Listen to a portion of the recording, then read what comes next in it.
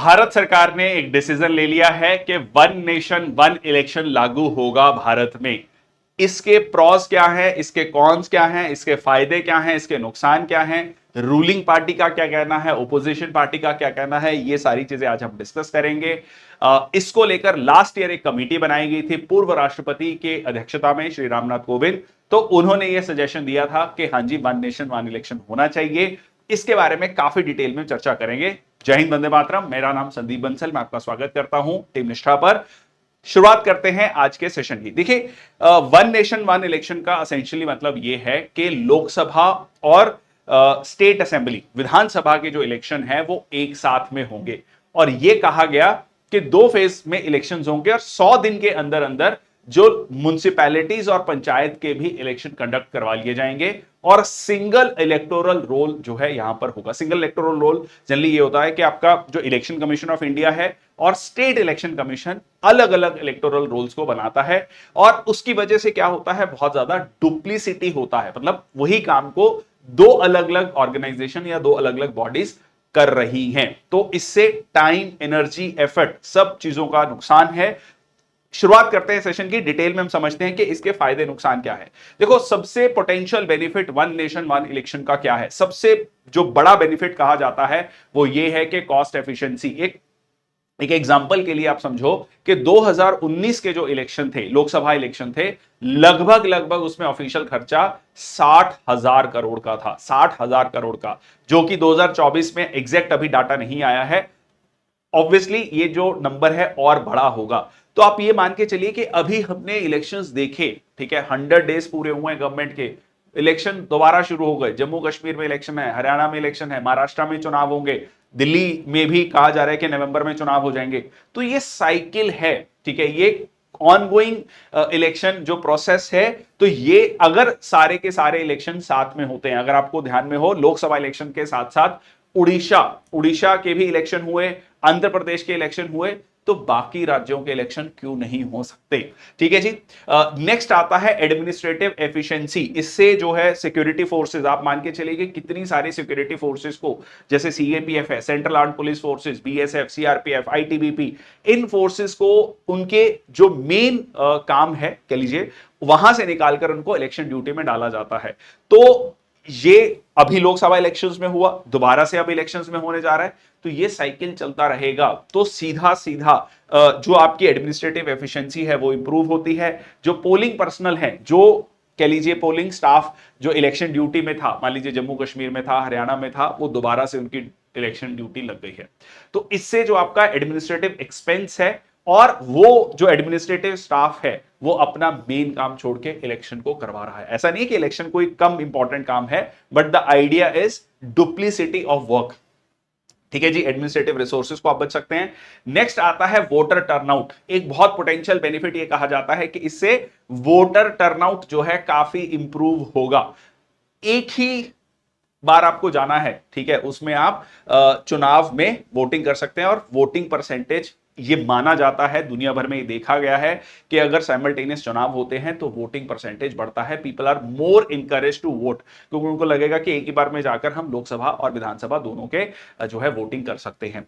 उसके बाद आपका स्टेबिलिटी, जो बहुत इंपॉर्टेंट फैक्टर है। ये कहा जाता है कि कॉन्टिन्यूअस इलेक्शन से क्या हो रहा है कि हमेशा से जो पॉलिटिकल पार्टीज हैं वो इलेक्शन मोड में रहती हैं, रैलीज हो रही हैं, और उसमें पॉलिसी की जो स्टेबिलिटी है वो नहीं आ पाती है। और ये कहा भी जाता है कि ये डिसीजन इसलिए लिया गया है क्योंकि ये अपकमिंग जो है विधानसभा के चुनाव आ रहे हैं, ये डिसीजन इसलिए लिया गया। तो बहुत सारे डिसीजन जो हैं इसमें पोस्टपोन होते हैं, पेंडिंग होते हैं। तो वहां पर भी एक पॉलिसी में आपको स्टेबिलिटी देखने को मिलेगी, पॉलिसी कंटिन्यूटी देखने को मिलेगी।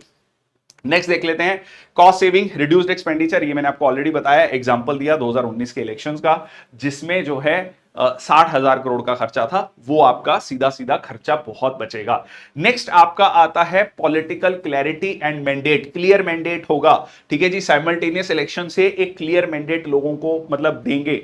और अच्छा, बहुत बार ये कहा जाता है कि नहीं जी, जब 2 चुनाव साथ में होंगे, मतलब लोकसभा और विधानसभा के, तो कहीं ना कहीं नेशनल जो पार्टीज हैं उनको ज्यादा बेनिफिट होगा। इसका एक बेहतरीन एग्जांपल है आपका उड़ीसा, ठीक है, उड़ीसा या आंध्र प्रदेश के इलेक्शंस। अगर आप 2019 के इलेक्शंस में देखेंगे तो वहां पर अगर आप देखेंगे तो बहुत क्लियर मेजॉरिटी मिली थी वहां की रीजनल पार्टी बीजू जनता दल को, बट लोकसभा में उनको उस तरीके की मेजॉरिटी नहीं मिली थी। सिमिलरली अगर इस बार अगर आप देखेंगे तो उड़ीसा में 21 लोकसभा की सीटें हैं जिसमें से 20 बीजेपी ने जीती और एक ही बीजू जनता दल ने जीती, बट ये सेम परफॉर्मेंस बीजेपी का विधानसभा के इलेक्शंस में नहीं रहा। वो मेजॉरिटी उनको मिली है, ठीक है, विधानसभा में पहली बार, बट वो बिल्कुल जो है मार्जिनल मेजॉरिटी मिली है, मतलब जस्ट उन्होंने मेजॉरिटी क्लियर की है। तो ये एक बहुत इंपॉर्टेंट है कि वही सेम वोटर जब इलेक्शन में वोट करने जा रहा है वो अलग अलग पॉलिटिकल पार्टीज को वोट कर रहा है। इसका एक और बेहतरीन एग्जांपल है दिल्ली, ठीक है जी, दिल्ली में लोकसभा इलेक्शन, दिल्ली में विधानसभा इलेक्शन। 2014 में दिल्ली में लोकसभा के इलेक्शन होते हैं, 7 की 7 सीटें बीजेपी जीतती है। 2015 में विधानसभा के इलेक्शन होते हैं, 70 में से 67 सीट्स आम आदमी पार्टी जीतती है। फिर 2019 में इलेक्शन होते हैं, 7 की 7 सीटें बीजेपी जीतती है। 2020 में इलेक्शन होते हैं, 70 में से 62 सीट्स जो हैं आम आदमी पार्टी जीतती है। फिर 2024 में इलेक्शन हुए, 7 की 7 सीटें फिर बीजेपी ने जीती हैं। तो वही सेम लोग नेशनल इलेक्शन में एक दूसरी पार्टी को वोट कर रहे हैं, स्टेट इलेक्शंस में या कह लीजिए उसमें बिल्कुल अलग पॉलिटिकल पार्टी को वोट कर रहे हैं। तो यह कहना कि लोगों में वो समझ नहीं है कि किसको वोट करना है या किसको नहीं वोट करना है, बहुत क्लैरिटी है। और साइमल्टेनियस इलेक्शंस में भी ये देखा गया है कि आपको वही सेम वोटर जो है अलग अलग पॉलिटिकल पार्टीज को वोट करके आता है। चलिए मैंने आपको एग्जांपल्स दे दी ताकि चीजें क्लियर हो जाएं। नेक्स्ट आता है एलिमिनेटिंग कंफ्यूजन। तो इससे जो स्टैगर्ड इलेक्शंस हैं बहुत सारी कंफ्यूजन क्लियर होगी, स्टेबिलिटी होगी, लोगों को भी क्लियर है कि ये इलेक्शंस होने हैं, और इससे जो ब्यूरोक्रेसी है उसको भी बहुत क्लियर मैंडेट क्लियर होगा, मतलब उनके लिए भी बहुत सारी चीजें क्लियर हैं, पॉलिसी स्टेबिलिटी है जो कि बहुत इंपॉर्टेंट है। चलिए ये तो हो गए आपके कुछ पोटेंशियल बेनिफिट्स। अब कंसर्न्स क्या हैं? पॉलिटिकल जो पार्टीज हैं खासकर ओपोजिशन है उनका ये कहना है कि डेमोक्रेसी के लिए खतरा है, ये सीधा सीधा जो है फेडरल स्ट्रक्चर को नुकसान पहुंचाएगा, ठीक है, जो हमारा बहुत कोर फीचर है हमारे कॉन्स्टिट्यूशन का, जिसमें हम बात करते हैं division of powers between centre and state, उसको नुकसान पहुंचाएगा। फेडरल स्ट्रक्चर, क्रिटिक्स आर्ग्यू कि one nation one election federal structure of को जो है इंपैक्ट करेगा। स्टेट ऑटोनॉमी, उनका यह कहना है कि जो नेशनल नरेटिव है, नेशनल पॉलिटिक्स का नरेटिव है, वो ज्यादा डोमिनेट करेगा। जो लोकल इश्यूज हैं, जब साथ में चुनाव होते हैं तो लोकल इश्यूज बहुत ज्यादा उभर कर नहीं आ पाते हैं, और जो पॉलिटिकल पार्टीज है वो स्ट्रेटजाइज नहीं कर पाएंगी, रिकैलिब्रेट नहीं कर पाएंगी। मान लीजिए एक इलेक्शन में उनका हार होती है तो उनको समझ आता है कि हमने क्या गलत किया या लोगों की नाराजगी है, फिर उस पर काम किया जाता है। तो ये एक बहुत बड़ा पॉइंट यहां पर कहा जाता है। बट अगर 5 साल के लिए कोई मतलब स्टेबिलिटी होगी, या जैसे कई लोगों का कहना है, तो इससे अनार्की या कहें तो ऑटोक्रेसी बढ़ सकती है, ऐसा अगेन एलिगेशन है। Regional representation, it could affect the regional representation, खासकर जो छोटी पार्टीज हैं उनका रिप्रेजेंटेशन कम हो सकता है, ऐसा कुछ लोगों का कहना है।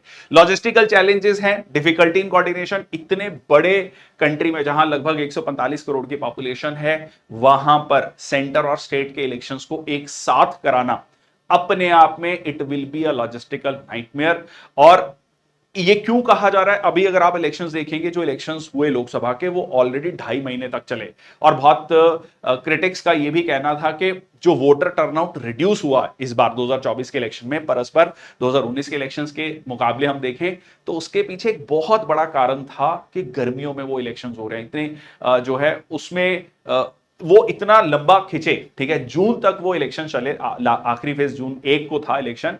तो इतनी गर्मी में लोग जो है घरों से बाहर नहीं निकले वोट करने, और वो अपने आप ने इतनी सारी सिक्योरिटी फोर्सेस को उस पर्टिकुलर टाइम के लिए मैनेज करना बड़ा मुश्किल होगा, ठीक है। एडमिनिस्ट्रेटिव इनएफिशिएंसीज होंगी, it can potentially lead to administrative inefficiencies. क्यों? क्योंकि अगेन जो छोटे छोटे एस्पेक्ट्स हैं उन पे शायद उतना फोकस ना हो पाए, मतलब बहुत ज्यादा एक बार में कह लीजिए काम का बहुत ओवरलोड होगा, ठीक है। ये इसके बारे में एक पॉइंट्स हैं। इंपैक्ट ऑन स्मॉलर पार्टीज, ये हमने डिस्कस किया। मार्जिनलाइजेशन, जो छोटी पार्टीज हैं उनका नैरेटिव ज्यादा नहीं चल पाएगा, क्योंकि जब इलेक्शंस हो रहे हैं मीडिया में, सोशल मीडिया में, तो बहुत ज्यादा नेशनल पार्टीज क्या कह रही हैं अलग अलग मुद्दों को लेकर, वही बात ज्यादा सुनी जाएगी। जो छोटी पार्टीज हैं, रीजनल पार्टीज हैं, उनको उतना स्पेस नहीं मिल पाएगा। ठीक है जी। Domination, again the same thing is कि डोमिनेशन रहेगा नरेटिव में नेशनल पॉलिटिकल पार्टीज का।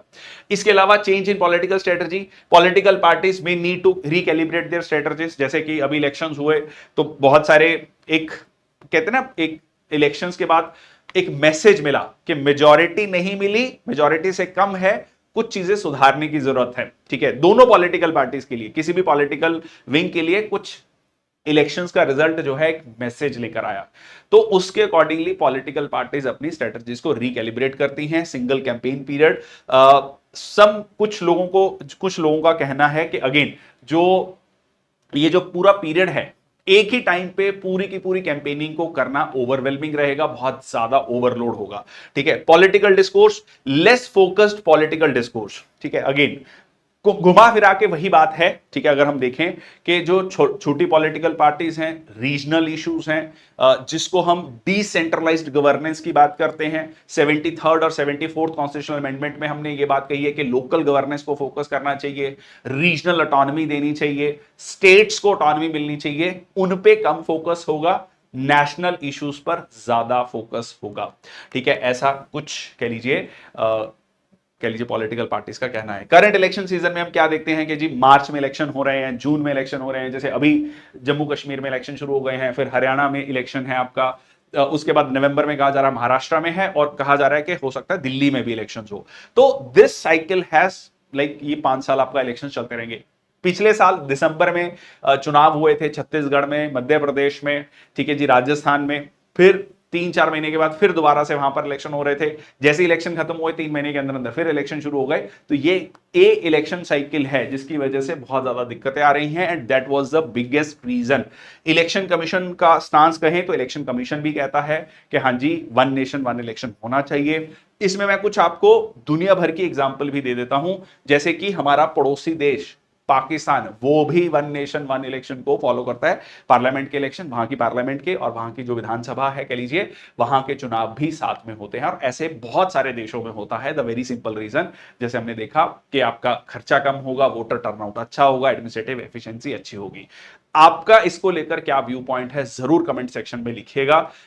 इसके अलावा भी अगर आपको लगता है कि कोई पर्टिकुलर पॉइंट है जो इसमें रेलेवेंट है, इस डिस्कोर्स में, जो कहीं ना कहीं लोग मिस कर रहे हैं, उसके बारे में जरूर लिखिए। आपका व्यू पॉइंट बहुत ज्यादा इंपॉर्टेंट है।